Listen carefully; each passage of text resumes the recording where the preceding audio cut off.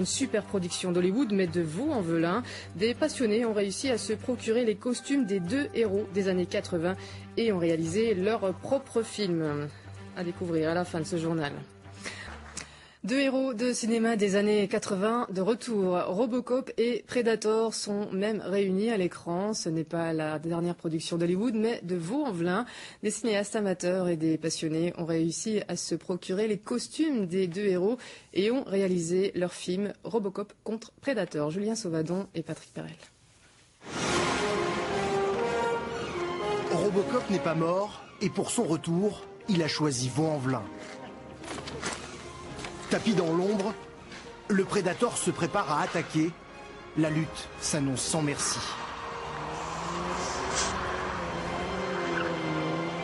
Donc on appelle ça midsection, ça représente la partie abdominale de Robocop. C'est utilisé par Peter Wheeler, donc ça vaut à peu près, c'est de la mousse de latex, c'est assez lourd, ça fait un peu plus de 5 kilos.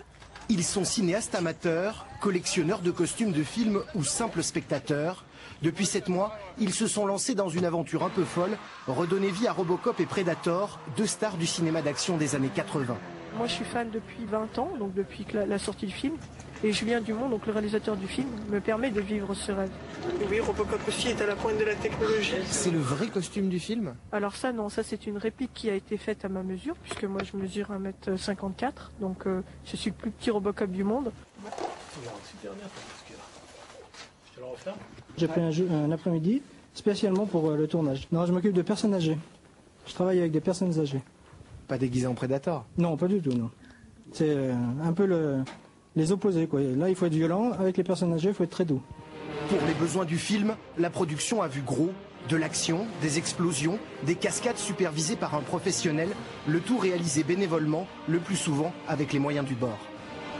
Voilà, ça c'est de l'essence dans des sacs, donc c'est fragile, et on va mettre une explosion télécommandée et qui va simuler un impact de bazooka. C'est de la bricole?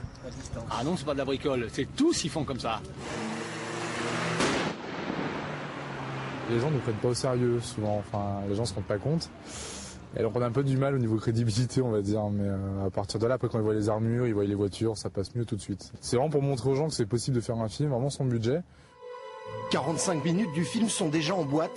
Robocop contre Predator sera visible sur internet dans quelques mois, mais certains fans n'ont pas pu attendre. C'est plaisir de vous voir.